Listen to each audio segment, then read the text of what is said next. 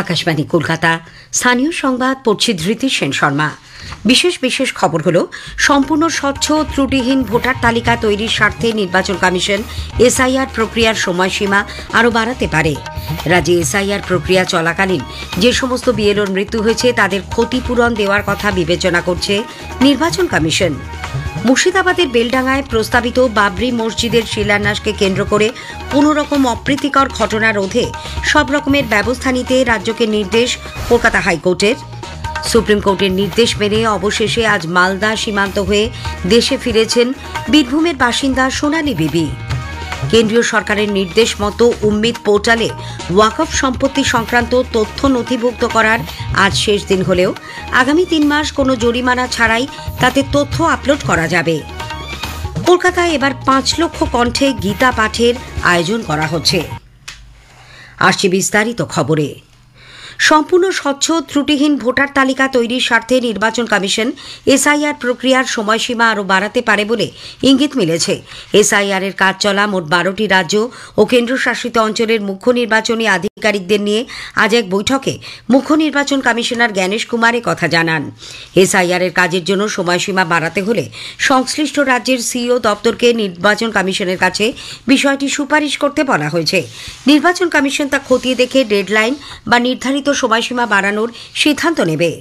এদিকে খসড়া ভোটার তালিকায় প্রকৃত অর্থে কত ভোটদাতা মৃত হিসেবে তালিকাভুক্ত হওয়া উচিত তা নিশ্চিত করতে বিভিন্ন সরকারি ও আধা সরকারি উৎস থেকে তথ্য মিলিয়ে দেখা বাধ্যতামূলক বলে নির্বাচন কমিশন জানিয়েছে। সেই অনুযায়ী গ্রাম পঞ্চায়েত ও পুরসভায় নথিভুক্ত মৃত্যুর তথ্য প্রথমেই যাচাই করতে বলা হয়েছে। পাশাপাশি এলআইসি, ব্যাংক ও সমবায় ব্যাংকের রেকর্ডে মৃত গ্রাহকদের তথ্য খতিয়ে দেখতে হবে। মুখ্য নির্বাচন কমিশনার 12টি রাজ্য ও কেন্দ্রশাসিত অঞ্চলের মুখ্য নির্বাচনী আধিকারিকদের সঙ্গে ভিডিও কনফারেন্সের মাধ্যমে যে বৈঠক করেন সেখানে এই মর্মে নির্দেশ দেওয়া হয়েছে বলে মুখ্য নির্বাচনী আধিকারিকের দপ্তর সূত্রে জানা গেছে। পশ্চিমবঙ্গের তরফে বৈঠকে মুখ্য নির্বাচনী আধিকারিক মনোজ কুমার আগরওয়াল ছাড়াও অতিরিক্ত মুখ্য নির্বাচনী আধিকারিক দিব্যেন্দু দাস, অরিন্দম নিয়োগী এবং উপমুখ্য নির্বাচনী আধিকারিক সুমন্ত রায়ও উপস্থিত ছিলেন। বৈঠকের মূল উদ্দেশ্য ছিল চলতি নিবিড় সংশোধন পর্বে মৃত ভোটদাতাদের শনাক্তকরণের কাজ কতটা এগিয়েছে এবং এখনও কোথায় কোথায় গরমিল রয়েছে তা খতিয়ে দেখা। অন্যদিকে মুখ্য নির্বাচনী আধিকারিকের দপ্তর সূত্রে জানা গেছে এসআইআর এর কাজ কতটা এগোলো তা খতিয়ে দেখতে বুথ লেভেল আধিকারিক বিএলওরা 11 ডিসেম্বরের মধ্যে প্রতিটি বুথে বৈঠক ডাকবেন। ওই বৈঠকে বুথ লেভেল আধিকারিক ছাড়াও বুথ লেভেল এজেন্টদের উপস্থিতিও বাধ্যতামূলক। বৈঠকে গৃহীত বিভিন্ন সিদ্ধান্ত ডিও ওয়েবসাইটে আপলোড করতে বলা হয়েছে। ভোটার তালিকায় বিশেষ নিবিড় সংশোধন কর্মসূচি এসআইআর এর দ্বিতীয় পর্ব চালু হওয়ার পর পশ্চিমবঙ্গে 4 ডিসেম্বর পর্যন্ত 99.95% এনুমারেশন ফর্ম বিলি করা হয়েছে। এর মধ্যে 98.84% ফর্মই ডিজিটাইজ করা হয়েছে বলে মুখ্য নির্বাচনী আধিকারিকের দপ্তর সূত্রে জানা গেছে। রাজ্যে এসআইআর প্রক্রিয়া চলাকালীন যে সমস্ত বিএলওর মৃত্যু হয়েছে তাদের ক্ষতিপূরণ দেওয়ার কথা বিবেচনা করছে নির্বাচন কমিশন।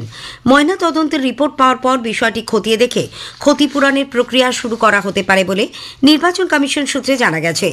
এদিকে রাজ্যে বিএলওদের বকেয়া পারিশ্রমিক আগামী সপ্তাহেই আংশিক মিটিয়ে দেওয়া হবে বলে জানা গেছে। এই বাবদ রাজ্যের কাছে 9 কোটি টাকা চেয়েছে মুখ্য নির্বাচনী আধিকারিকের দপ্তর। এসআইআর পর্ব চলাকালীন রাজ্যের মুখ্য নির্বাচনী আধিকারিকের দপ্তরে যুগ্ম মুখ্য নির্বাচনী আধিকারিকের শূন্য পদে 2 আধিকারিককে নিয়োগ করা হচ্ছে। এরা হলেন হাওড়া পুর নিগমের কমিশনার বন্দনা পোখরিয়াল এবং অতিরিক্ত জেলাশাসক দিব্যা মুরুগেশন। সারা রাজ্যের সঙ্গে পূর্ব বর্ধমান জেলাতেও ভোটার তালিকায় বিশেষ নিবিড় সংশোধন কর্মসূচি এসআইআর এর কাজ সুষ্ঠুভাবে এগিয়ে চলেছে। আমাদের জেলার সংবাদদাতার একটি প্রতিবেদন। পূর্ব বর্ধমান জেলায় ভোটার তালিকার নিবিড় সংশোধনী প্রায় শেষের মুখে। জেলায় গত বুধবার পর্যন্ত প্রায় 95% এনুমারেশন ফর্ম ডিজিটাইজড করা হয়েছে। বিএলওরা জানাচ্ছেন তাদের অভিজ্ঞতার কথা।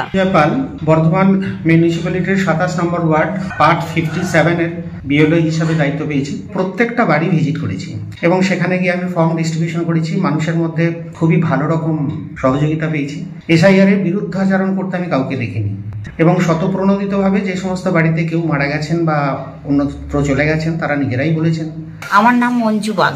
আমার জামালপুর 262 বেরগ্রাম পঞ্চায়েত 6 নম্বর পার্টের আমি বিএলও ছিলাম। এনুমারেশন ফর্ম প্রত্যেক বাড়ি বাড়ি বিলি করেছি। 2-3 দিন পর থেকে আবার কালেক্ট করে তারপর ডিজিটাইজ করেছি। তনুশ্রী বন্দ্যোপাধ্যায়, আকাশবাণী সংবাদ, বর্ধমান। উত্তর চব্বিশ পরগনার বারাসাত স্টেশন চত্বর থেকে প্রচুর ভোটার ও আধার কার্ড উদ্ধার হয়েছে। স্টেশনের পাশেই ভ্যাটের কাছে এগুলি পড়ে থাকতে দেখা যায়। স্থানীয় বাসিন্দারা জিআরপিকে খবর দিলে তারা সেগুলি উদ্ধার করেন। উদ্ধার হওয়া কার্ডগুলি কিভাবে সেখানে এলো তা খতিয়ে দেখা হচ্ছে।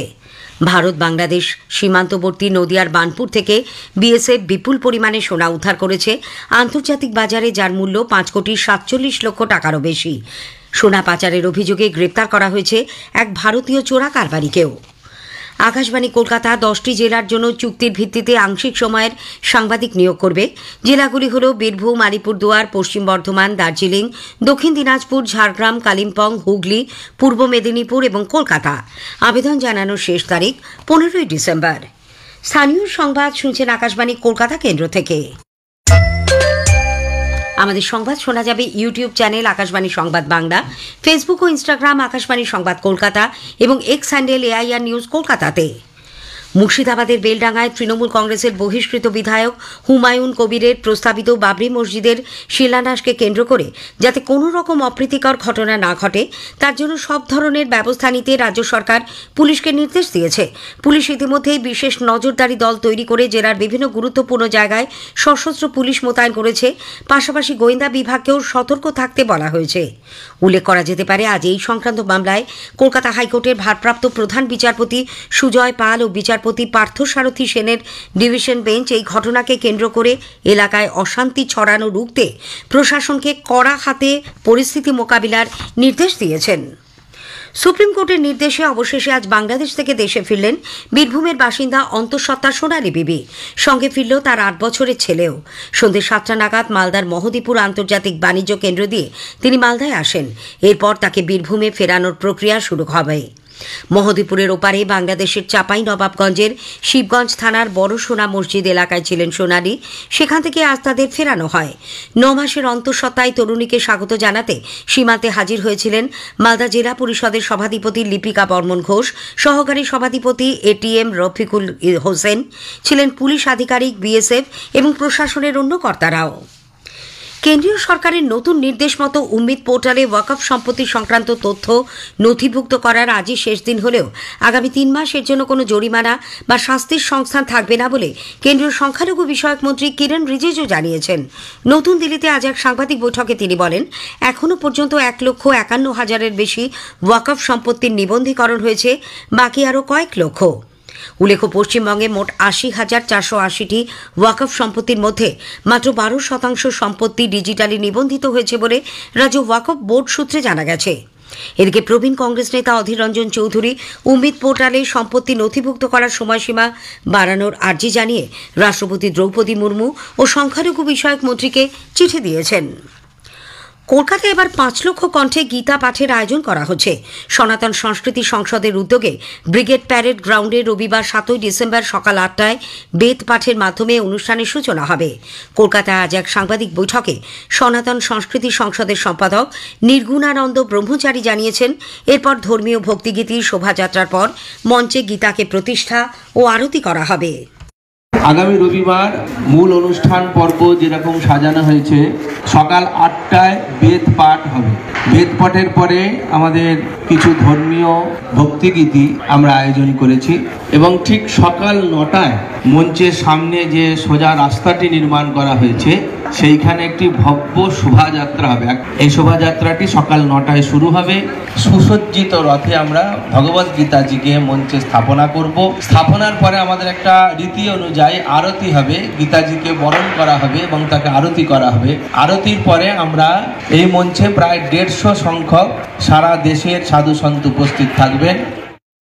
তিনি আরও জানান, এবছর অনুষ্ঠানে রাজ্যপাল CV আনন্দ বোস উপস্থিত থেকে গীতা পাঠ করবেন। নানা অনুষ্ঠানের মধ্যে দিয়ে আজ ঋষি অরবিন্দের 76তম প্রয়াণ দিবসে তাকে স্মরণ করা হচ্ছে। মুখ্যমন্ত্রী মমতা ব্যানার্জি তার প্রতি শ্রদ্ধা জানিয়েছেন। বিজেপি যাদবপুর বিশ্ববিদ্যালয়ের উপাচার্য ও ইংরেজির অধ্যাপকের কথোপকথনের প্রেক্ষিতে অবিলম্বে শিক্ষামন্ত্রীর পদত্যাগ চেয়েছে। সাংবাদিক বৈঠকে দলের স্টেট এক্সিকিউটিভ কমিটির সদস্য শঙ্কুদেব পাণ্ডা জানিয়েছেন, রাজ্যের শিক্ষামন্ত্রীর পরিবর্তন হলেও দুর্নীতির কোনো পরিবর্তন হয়নি।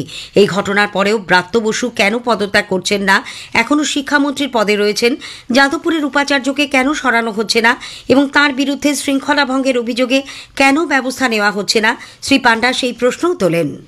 দক্ষিণবঙ্গের জেলাগুলিতে তাপমাত্রা নিম্নমুখী। কলকাতায় সর্বনিম্ন তাপমাত্রা স্বাভাবিকের ওপরে থাকলেও উত্তরে হাওয়ায় ভর করে দক্ষিণবঙ্গের প্রায় সব জেলাতেই আজ ন্যূনতম তাপমাত্রা ছিল স্বাভাবিকের থেকে কম। শেষ করার আগে স্থানীয় সংবাদের বিশেষ কিছু অংশ আরও একবার।